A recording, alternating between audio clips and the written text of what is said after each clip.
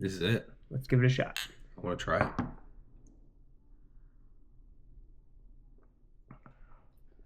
Oh, mama. Yep. Wow.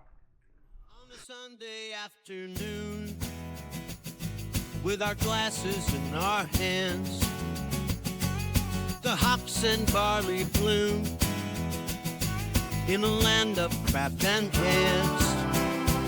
Every sip, a story shared. Review and taste we dare with our Sunday sips. Sunday sips. Every for a trip. 3, 2, 1. Welcome back, everyone. We're back. We're back, baby. Back in the saddle. Back off the wagon. We are fresh. We are direct, straight to your ears. This is the Sunday Sips podcast. I am your host, Kyle Lucas. That's your other host, Nick Woodard. And as already alluded, we're drinking again. We had a fun time doing the non-alcoholic beers. Not just beers, but drinks. The whole series was a lot of fun. We learned a lot about just the different breweries and what they actually offered. I didn't. There was a lot of breweries that I didn't know offered non-alcoholic options. 100%. So that was really cool. We found some stuff we loved. We found some stuff that we didn't love. But it was a good journey nonetheless. Would you agree? Yeah, I think so. I think it really opened our eyes to what is available in the non-alcoholic space. Some really good tasting stuff. I think objectively we found a lot of beers and a lot of other things, from hop waters to non-alcoholic hard ciders that really showed what is possible and what these breweries are capable of, even when alcohol is not involved. So it was cool. It was a fun thing to do. It was all nothing but positive stuff from the standpoint of taking a little bit of time, letting your body take a break from what is good, but what is also bad for you. Yeah, it was good. I dug it. I am also extremely ready to jump back into the regular The goings on. the regularly scheduled programming. Yeah, your scheduled broadcasting. Not to mention, don't forget the most important part of taking a break.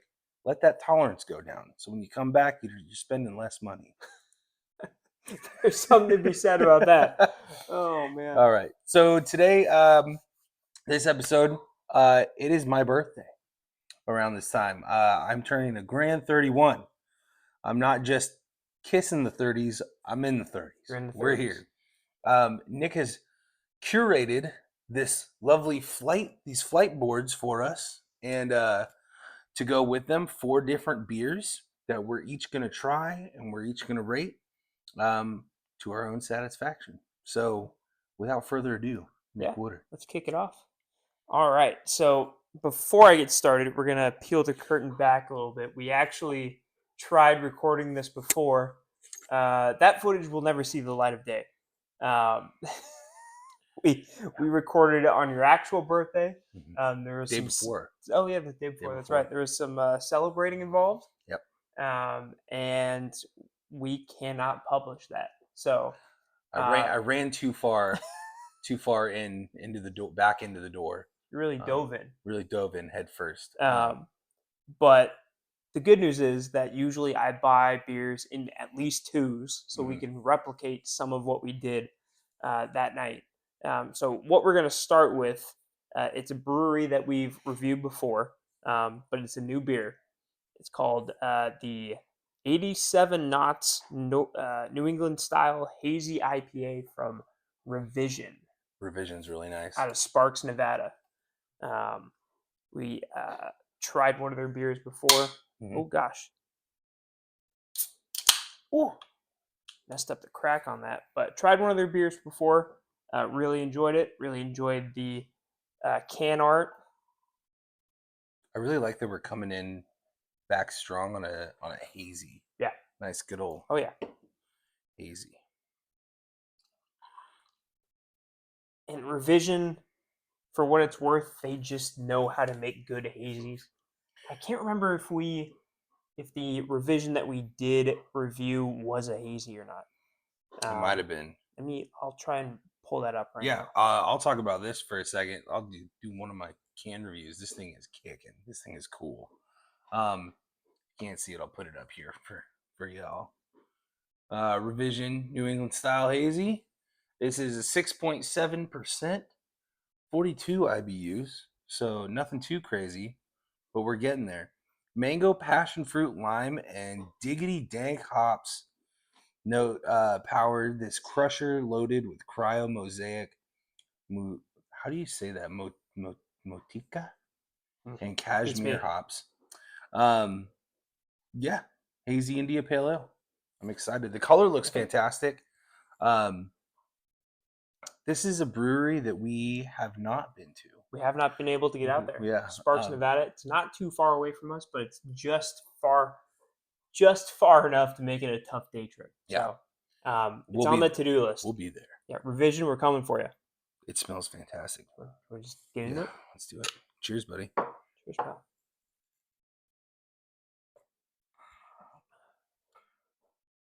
That's delicious. Oh man.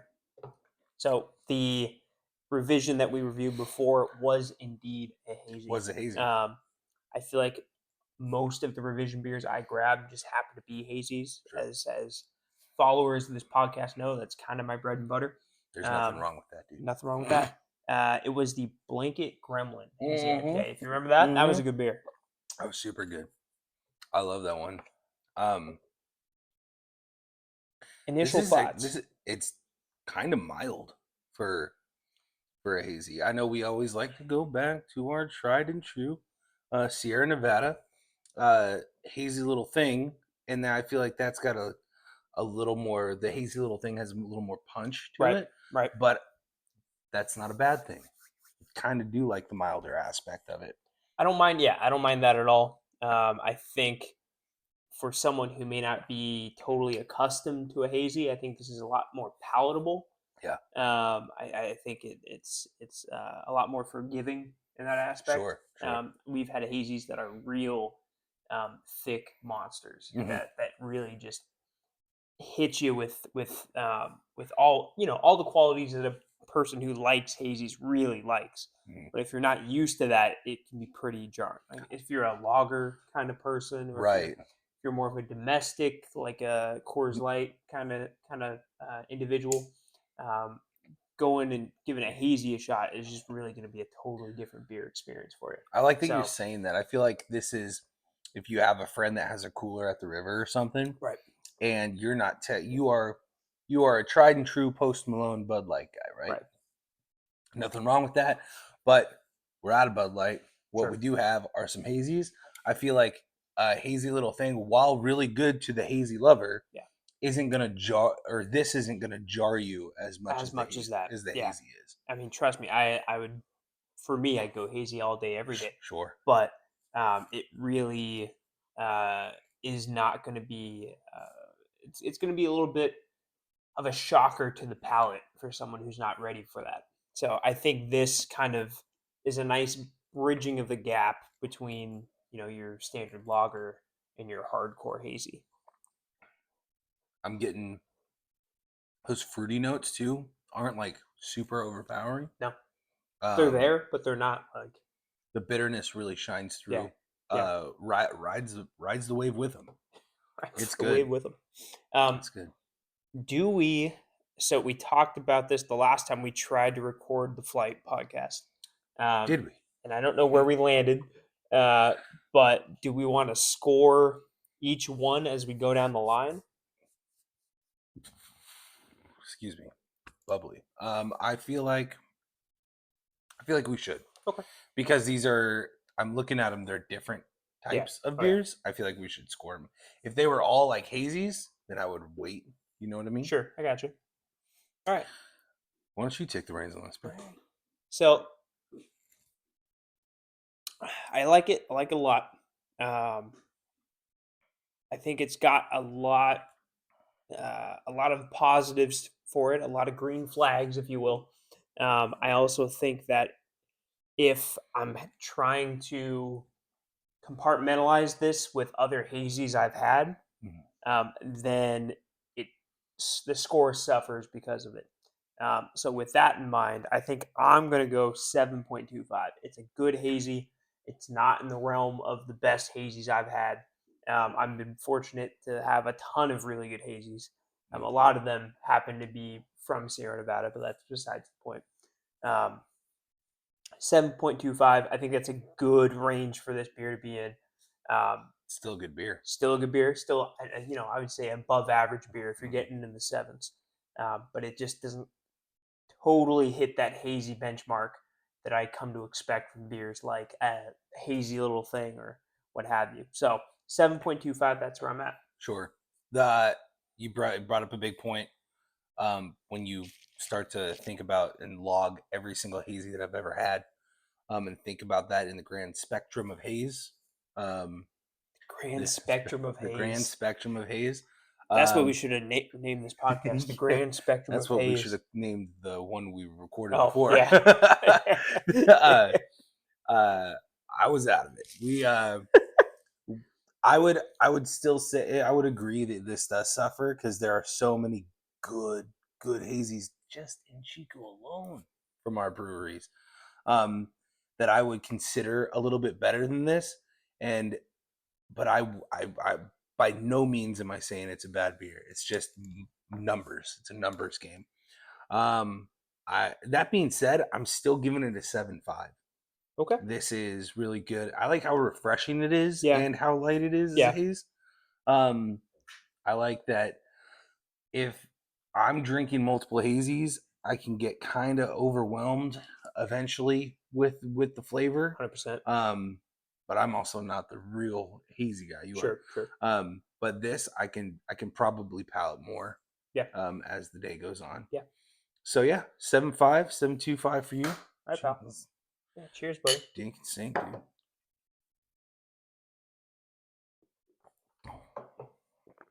Ooh, See, that's delicious. it goes down pretty smooth. Yeah. I will give it that. All right, moving right along here. Whole The next Moonraker beer on the baby. list comes from Moonraker out of Auburn, California. Love this brewery. Love visiting this brewery. And real quick, I need to show you guys our. Oh, never Nope, mind. she's gone. Executive producer left. It is the Electric Lettuce.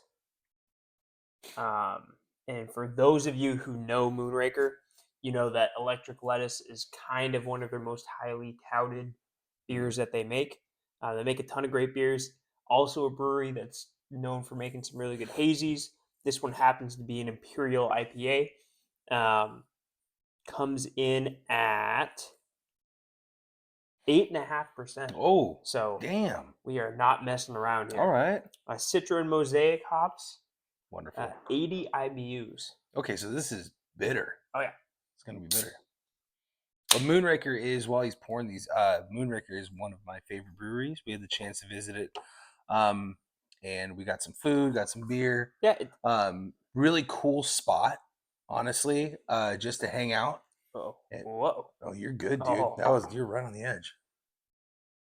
I'm 6 feet from you. No, it's got a really open outdoor patio that usually has a food truck or two parked outside of it. So you go in, grab a beer, grab a flight, whatever you got to do, go sit outside. It's covered out there, so Yeah, it's it was really covered.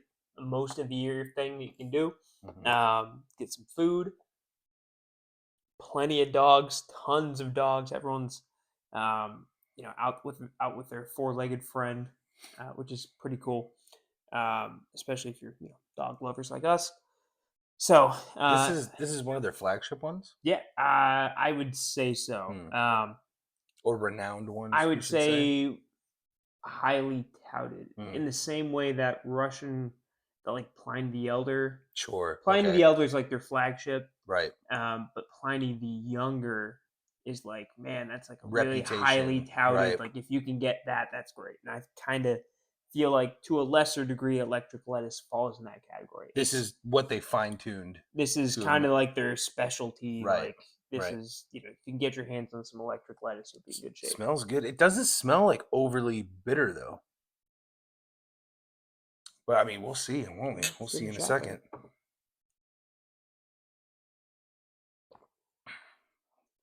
Ooh, that's bitter. That's There good. is some bitterness to it. It's still, you know what's weird is it's bitter, but it's still smooth. I can't help but noticing this looks really cloudy. It looks really thick almost, but it's not. No. It's pretty light. Well, I mean, Well, I mean, like light for light in how it tastes. for what they're claiming is the 80 IBU. Right. I will say the can is iconic. That thing is sick. It's really well designed. I've always loved their like the font on their brewery label. Yeah, dude, this thing, I don't know if I would, if we were still doing the guessing thing for the IBU, that I would be like, I probably wouldn't even go near 80 to start guessing, but I could be wrong, you know. I'm not. No, I feel like this one says the IBUs on it, right? Yeah, that was 42. 42. Mm-hmm. Yeah. So pretty interesting juxtaposition going from the lower IBU, lower ABV, hazy, to something that's packing a lot more punch in both of those departments with the Imperial IPA. Mm-hmm. So this is more. I mean, there's no fruity notes like that one is. Right.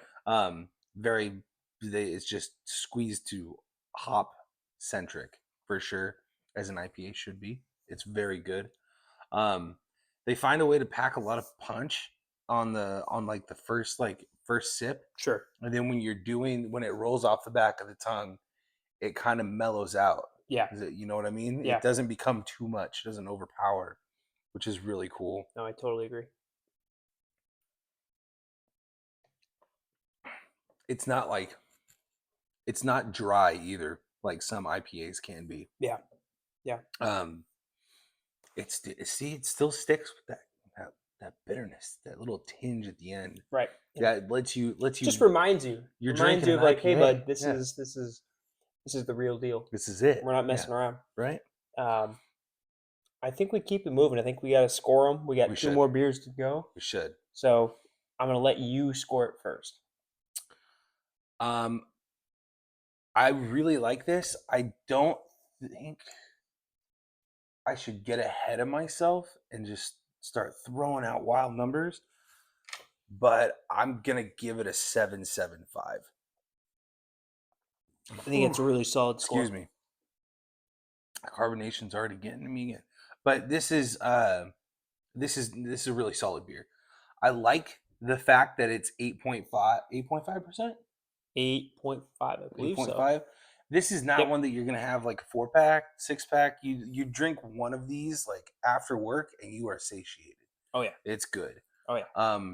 Or you can drink 2 after work and be even more satiated. But less. I feel like the volume here is less to do the trick. You know what I mean? Yeah. To just give you that good flavor and let you move on. Maybe something lighter, maybe to a hop splash. I don't know. Who knows? Have a little bridge between beers. Yeah, that's right. I love how they characterize that. So 7.75. 7.75 for me. I'm gonna go 8.25. I think for me it's almost just what's the word I'm looking for? Iconic. Dead air. I think it just drinking this brings back fond memories of visiting Moonraker. Sure. Okay. And doing a little brewery hopping in Auburn, California. They've got some really good breweries out there. They have Knee Deep Brewing. They have Crooked Lane. Obviously, Moonraker. Reminiscent was the word you were looking for. Yeah, reminiscent. That was the one. Yeah. I got you. It's been a long weekend. Yeah, it's been a long weekend. But I think 8.25 is where it sits. That's solid, man. That's really solid. I I think that that fits this beer pretty well. I Sure. don't think it deserves to be in that upper 8, 9 category. It's a very good beer, but you got to save those higher numbers for stuff that's like truly, truly special. Yeah. And this is really good, but I think 8.25 is where it sits. The socks are loose, but they're not blown off. True. Yeah. I like that. Yeah. That's a. Cheers, pal. Oh, you got a lot more than I do. That's all right. He's a trooper. Ooh. Moving on, baby. Moving right along. And I just said long weekend right there. We're all about peeling back the curtain here. We're all about keeping it real. Just got back from San Francisco. Had a great time. Had a great time. Went and saw Andrew Santino at the Late Show at the Palace of the Fine Arts Theater on a Friday night. Shout out Cheeto. Shout out Cheeto. Hilarious show. Did not get to try one of the several fantastic breweries in San Francisco. We just didn't have enough time. So we're if it seems like we're a little bit low energy, or at least me in particular, just kind of running on fumes at the moment. But we're here. We got to make the content. We gotta. We just didn't get a good night's sleep being in the hotel. You know, that's true. It's always tough to try and sleep in a hotel. Yeah. All right. So I found this sitting in the garage beer fridge. And I figured what better time to bring this out than our flight episodes from Bend Brewing Company. A special place in our hearts, obviously. We've been to Bend twice in the past 2 years. Fantastic. If you're a beer lover, Bend is one of probably the best places to visit. I totally remember that brewery. I was thinking, I was like, dude, why does that sound familiar? Because we've been there. Excuse me. I wanted to have a little bit of a diverse lineup. Kyle suggested putting a sour in the mix, so we came up with Paloma Time. It is a sour beer. It is where'd it go? With grapefruit, lime, and hibiscus. I will begin this this section by stating I do not like sours. All right. There we go. We have liftoff. We're getting some energy. I'll explain this while he pours. Please. You know how some people do not like stouts, some people do not like sours. I understand why people like the flavor profile of a sour. It's just not for me. Now, that being said, I understand the other way, on the other side of the spectrum, where I understand why people don't like stouts, but that is for me. I will say that over the years of expanding my horizons with newer types of brews, that certain sours have begun to draw me in. Specifically like sweeter ones, like milkshake sours and stuff like that. Sure. But there are certain flavors that you can pass on me for sure, and I'll I'm not down. Sure. You know what you did there. I did. All right. This is kind of a refreshing break from the Electric Lettuce, which was 8.5% 80 IBUs. We're sitting at 5% for the sour and 5 IBUs. Okay. So it's a very stark contrast to what we just First off, the color is super cool. It's like grapefruit juice. It really is. Yeah. Want to give it a go? Yeah. It smells tangy.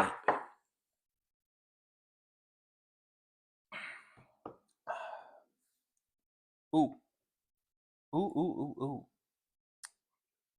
I can already tell what your thoughts are going to be.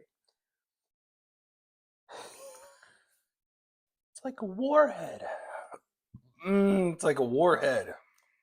Didn't you just see a warhead soda at a gas station? Yeah, today? On our way back. Yeah. And you know what I didn't do? Buy it. Again, I'm going to reiterate, I understand why people like it. Not for me. Even for me, like, I do appreciate a good sour. And I've had some good beers from the Bend Brewing Company and in Sure. Bend in general. So have I. Course. I love other things course. you do. I immediately, I'm like, I don't know if this is hitting the mark. You know what I feel like? It doubles down on the sour aspect by having the grapefruit flavor, And I don't grapefruit and lime.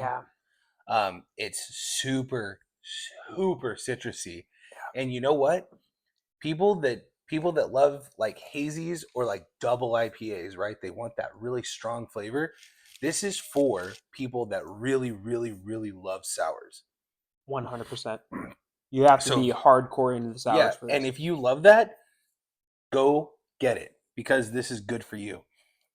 It's one of those. It's a very polarizing flavor. It's very strong in what it does, and it does it well. I will say that I will keep drinking it because Mama ain't raised no quitter.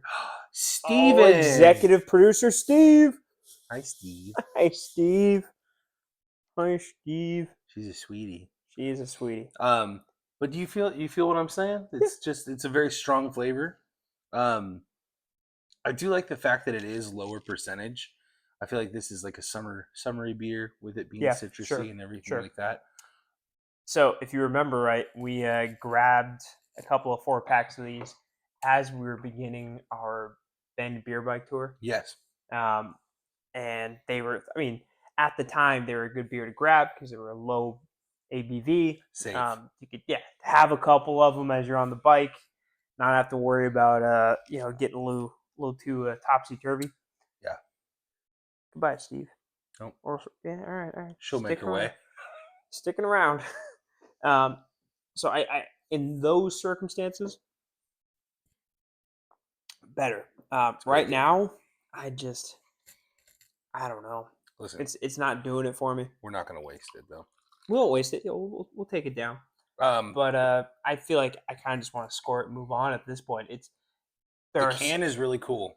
Can's cool. Cans are cool. And the thing I will say, if Bend Brewing Company was great. They were kind to us. They hooked us up with some beers for our trip. They really did. They should not be the only place you stop in Bend. Bend is so many great spots.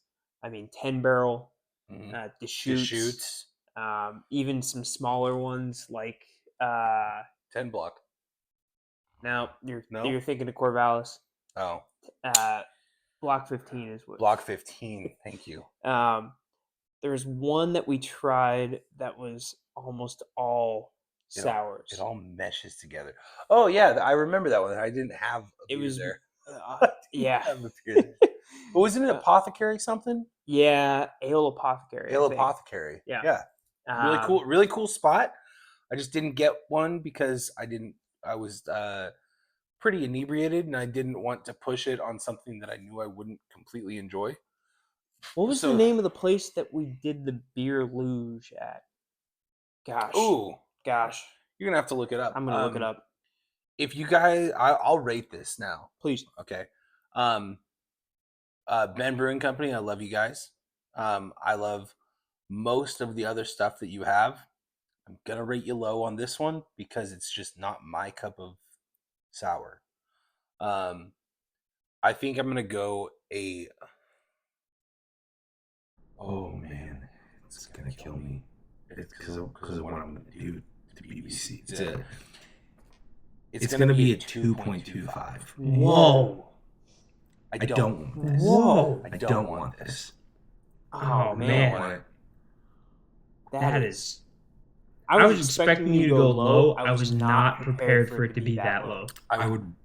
You know, I still haven't... I would rather drink the Guinness non-alcoholic. That is tough, dude. I know, and it's because you know why? It's so citrusy. It's kind of hurting my stomach. Because I'm susceptible to acidic stuff. Being a big man like myself, but it's just too sour for me. So you're gonna have to rate it on your scale. Well, rate on my scale. The brewery that I was thinking of was Boss Rambler. Well known for their hazies. Boneyard was another one we tried. Sun River was great. I think in 2 separate trips to Bend, I think we've knocked out 12 or 13 breweries on the Bend Ale Trail. They actually have an app for it where you can check in and check off each of the different breweries and distilleries and cider houses. There's a whole intense network of craft alcohol establishments in Bend. Shout out. It's well over 20. Shout out Crater Lake. Crater Lake Distillery. Yeah. Distillery. Yep. Oh gosh, It's all you, baby. I think it's a 4.5. That's good for you. Yeah, I think it's a 4.5. It's just not. I think there is a market for this. There are people who will like this. It's not me though. It's super sour. I can do the grapefruit flavor. I've had grapefruit hazies that make it work really well, but the grapefruit and the sour like this, it's just a little overwhelming. It's not my cup of tea. So 4.5. I think that's all we really need to say about it. It doubles down on the sour, that's why. But feels like you should have a little more because we got to finish it. Fill mine up. All right, Alex. Cheers, dude. I don't like it that much. We never throw stuff down the drain. Can't waste no beer. All right. Moving on. Moving on. And I think you're going to like this one. I can't remember if you actually had this one before. I saw Stout on the can, so. It is from a brewery that's one of your personal favorites. Introduced it to you a few years back, and I think you've been in love ever since. It is the Midnight Sea Imperial Coffee Stout. Let's go. From Morgan Territory. Morgan Territory, shout out. Oh, Morgan Territory out of Tracy, California. I love this brewery. My hometown. Mm-hmm. It is. They make really good stuff. They clean up at awards. I keep saying I want to say award shows. I don't know if that's right. Award ceremony. Competitions. Yeah. At beer competitions, they clean up year in and year out. They make really great stuff. And they make a really good variety of stuff. That looks thick, dude. Yeah, this is Pungent. so 8.7% on this guy. Ooh-wee. Smells like a cup of coffee. Yep. Brewed in collaboration with Kinesis Coffee. Yeah.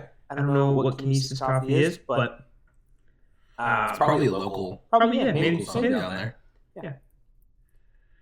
So 8.7%. 8.7%. Right there. Yeah. 45 IBUs. Oregon Territory really is, it sprouted up in, I want to say 2017, somewhere around there. Really? Is that new? Yeah, it's pretty new. Oh. Check out the coffee bean waves on that can. Yeah, That's sick. it's cool. It's really cool. Good job, MT, on the can design. Oh man, it smells like coffee. Stouts are generally sweeter. If you get the right ones. Yeah, depending on what you, Well, I mean, they can be like stingier because they they're can be more like a dessert stout because they're higher percentage. Some of them, but even with that stinginess of alcohol, you tend to get like sweeter notes, sweeter flavors. Right. Now, I know you are not a coffee fan. Don't usually dig the coffee. Like I don't drink coffee. The only way in which I would drink coffee is if it's in a coffee stout. Mm-hmm. So I've had Sierra Nevada coffee stouts that I like. I've had some other coffee stouts that haven't been bad. Mm-hmm. I believe I have had a Midnight Sea before, but I think it's been a long time. When I usually go to Morgan Territory, I'm grabbing a hazy. Yeah. I'm grabbing a Bees Better Have My Honey. Their honey wheat lager. Very good. Very delicious. It's one of those things that started out as a summer only thing, and people loved it so much that Morgan Territory is like, all right, we'll brew it all year round because it is just that good. Don't worry, we'll have it on here. Oh yeah. So I'll usually do opt for something more like that. But This is it. let's give it a shot. I want to try it.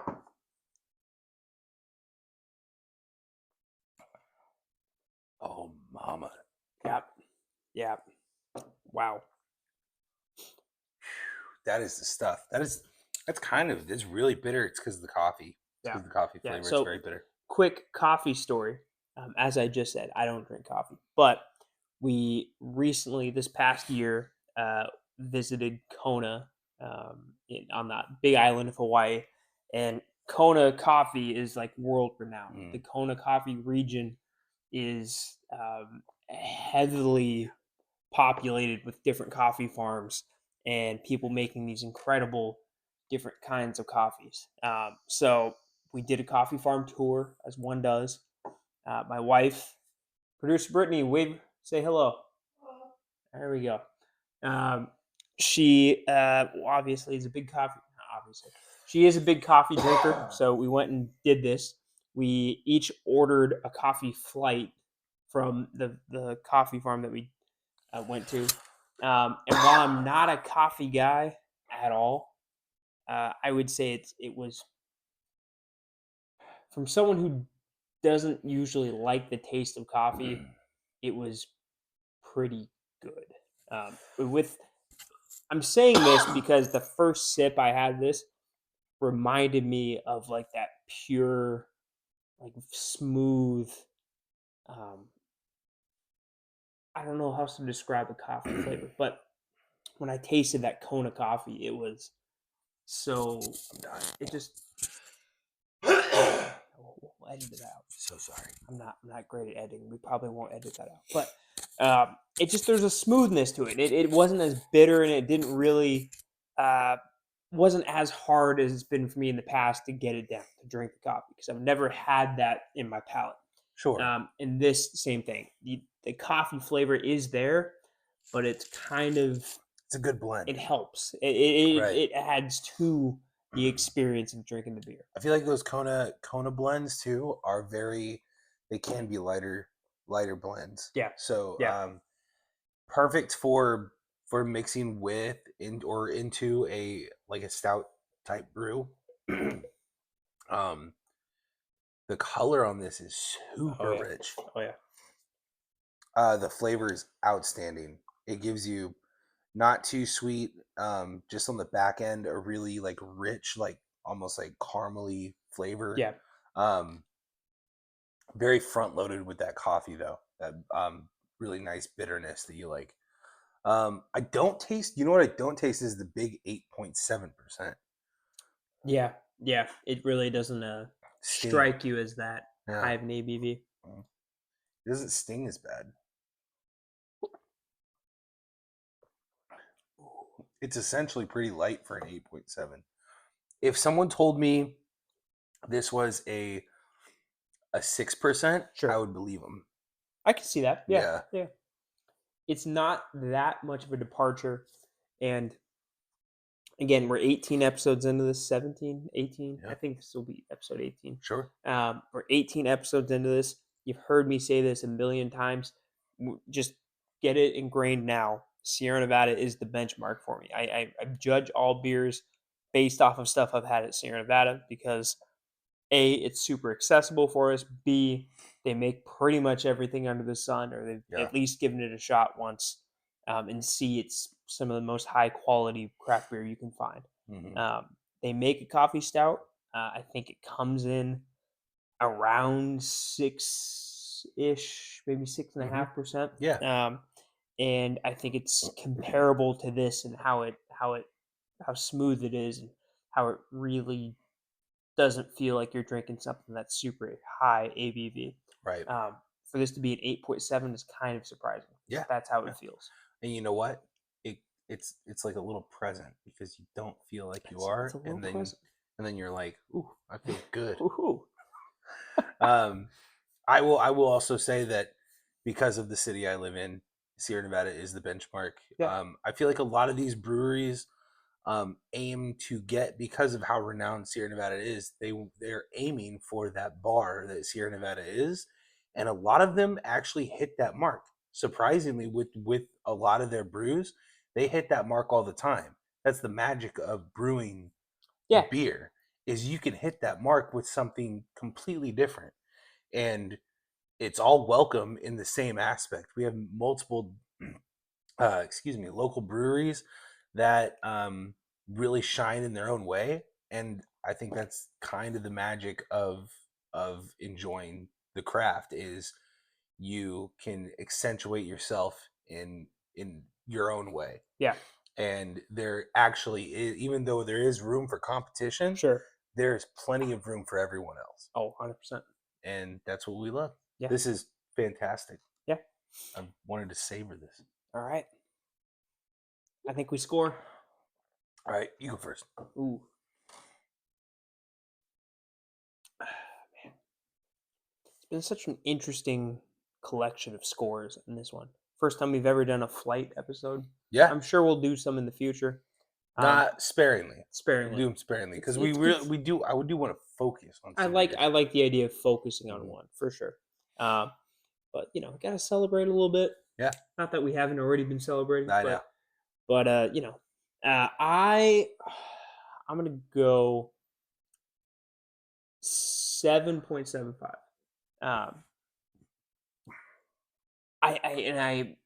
I need to come out. I have a Excel sheet that I've been building with all of the scores that we put in for all of the beers we've had so far, and we're going to break them down by category. Mhm. So I need to figure out if I'm going to break it, how deep of a category I'm going to break it down into. Am I going to go just stouts, or am I going to do all coffee stouts and other stouts in a different category, what have you? But in terms of all the stouts I have had, this is pretty good, pretty great even. But I don't think it comes close to the best stouts I've had, if that makes sense. Sure. I think about, honestly, one of the better stouts I have ever had is from Secret Trail. You know the one.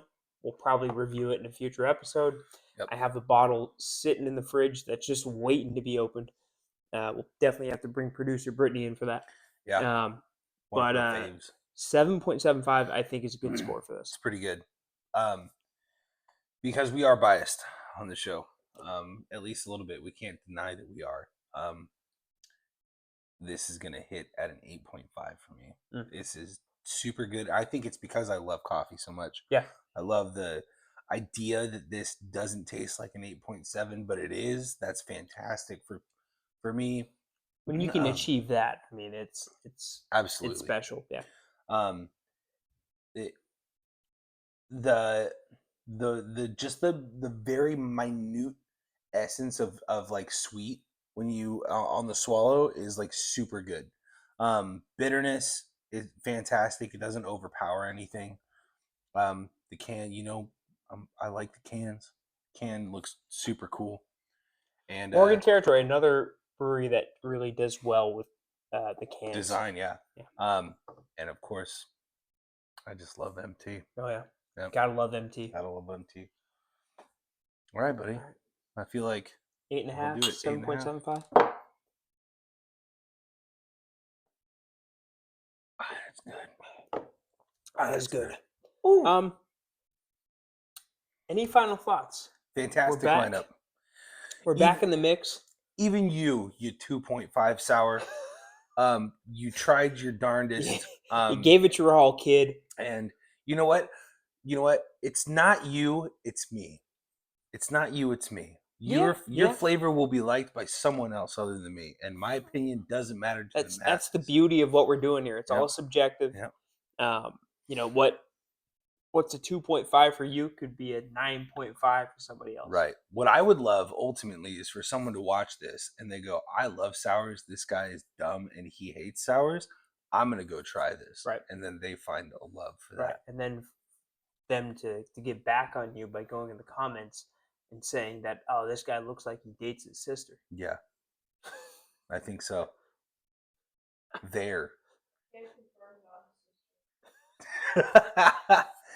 Jesus Christ. T-H-E-I-R. Fwam. Shout out Big Pimpin'. Shout out Big Pimpin'. I don't even know if that's going to pick up on the mic. We might just be speaking into the ether. That's fine. It'll be fine. It'll be fine. Fine. We'll edit.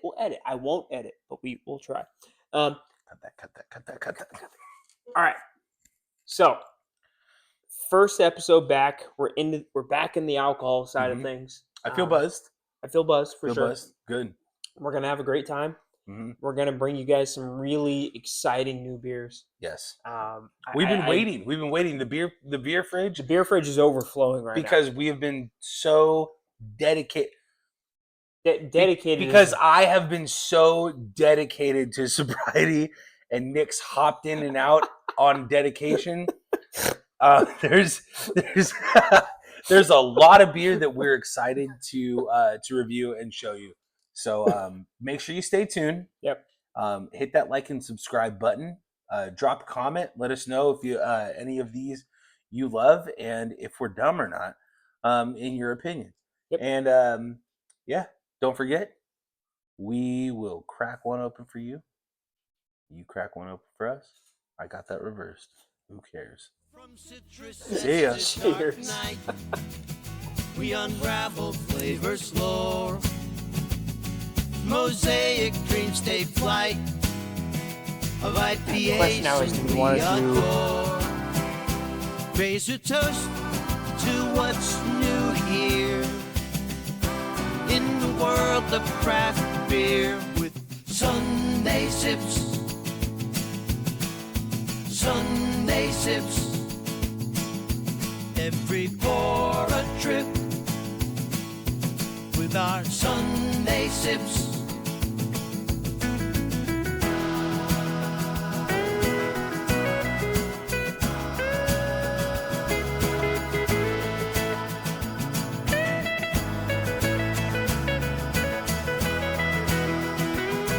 Each note we hear as we sip and cheer. Craft beer's near. Sunday's treasures clear with our Sunday sips.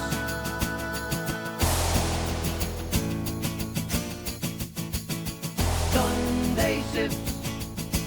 Every pour a drip with a Sunday.